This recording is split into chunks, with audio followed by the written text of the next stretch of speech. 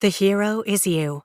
Sharpen your focus, conquer your demons, and become the writer you were born to be. By Kendra Levin. Narrated by Amy Rubinate.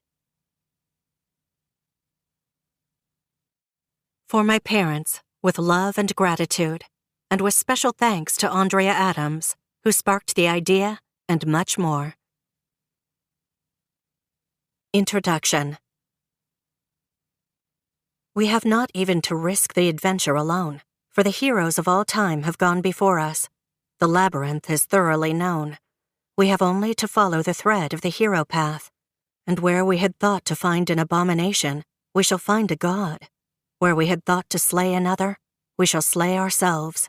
Where we had thought to travel outward, we shall come to the center of our own existence. Where we had thought to be alone, we shall be with the world. Joseph Campbell, The Hero with 1,000 Faces. It's a Tuesday morning, and a writer comes to me with a problem. I just don't feel on top of my game, she writes in an email, and I need to be for 1,000 reasons. Do you know what I mean? I do, and all too well. Just the day before, I was struggling through what felt like a terrible draft of the book you're holding, and couldn't seem to get myself to a good place with it. As an editor and life coach for writers, I'm used to supporting writers, asking them questions, and challenging them to find their way out of quagmires. What I'm not used to is being in a quagmire myself.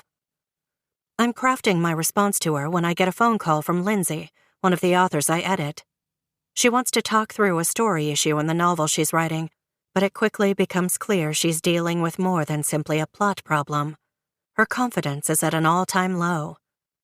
I know I've done this before, she says, but this time I don't think I'm going to make it to the other side. This is her 3rd published novel, the 5th or 6th she's written. It's heartbreaking to see her struggle like this. Yet I can't help but be inspired by the fact that she's fought her way through the peaks and valleys of this difficult process that many times, and emerged from it with books she was proud of. Remember when you said that last time? I ask her, and the time before that? What helped you get through those rough patches then? By the time we hang up, she sounds calmer and has promised she'll go for a walk to clear her head. She's also managed to generate some options to solve her story issue. After my workday at Penguin ends, I see coaching clients. Rosalita is struggling with discipline. She sought my help after spending several years nibbling at her memoir, making only incremental progress. The night before, I always say, "Tomorrow I'm going to write for 4 hours," she tells me. But then I get up, and when I turn on my phone, I've got a text from my friend, so I text her back.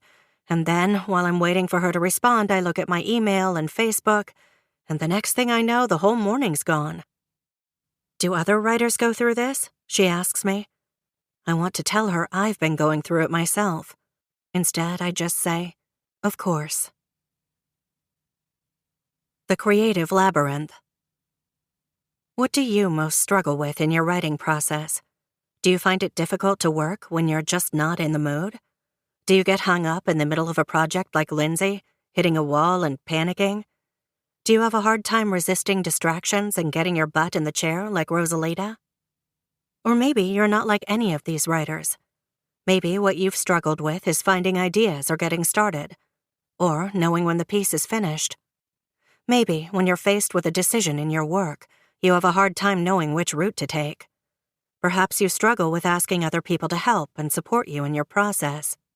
You might be most confounded by trying to see your writing objectively or from a different perspective. It might be that you work so hard you lose your sense of fun and play, and writing becomes drudgery. Or what gives you the hardest time could be taking things you've learned and applying them to your work. For more than a decade, I've worked with writers as an editor, teacher, and life coach. I've helped people writing fiction and nonfiction for both adults and young readers, many working on novels, but also poetry, screenplays, plays, picture books, articles, memoirs, blogs, and even puppet shows.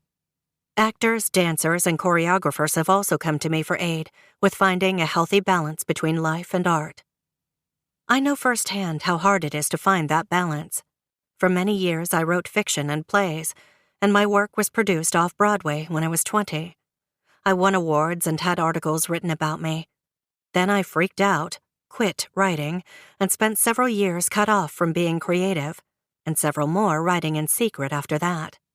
Crises of confidence, paralysis on the page, navigating the perilous waters of getting published. I've seen it, I've lived it, and I've helped other writers get through it. No matter who you are or how long you've been making your art, the creative process can feel like a labyrinth. Each time you start a new piece of work, it's hard to know what twists and turns lie ahead, or to be prepared for what you'll learn and how you'll evolve by the time you come out the other side. When something obstructs the path, we often can't help but throw up our hands and ask ourselves, will I ever get past this? You can, and you will. I'm here to show you how. Focusing on process. A writer friend told me about seeing J.K. Rowling speak and having the chance to put in a question for the Harry Potter author to answer on stage. When I asked if she submitted one, she said no. "There's only one question I want to ask J.K. Rowling," she said, "and it's one she can't answer. How did you do it?" When we ask the writers we admire about their writing schedules or their processes, or what their favorite cereal is to eat and what time they like to eat it at, what we're really asking is, how can I do what you do the way you do it? But here's a more important question. How can I do what I do in the way that will help me do my best work? Most books about writing either promise to extract a full manuscript from you in a specific time frame or instruct you, topic by topic, on areas of craft. There are many wonderful books like this out there.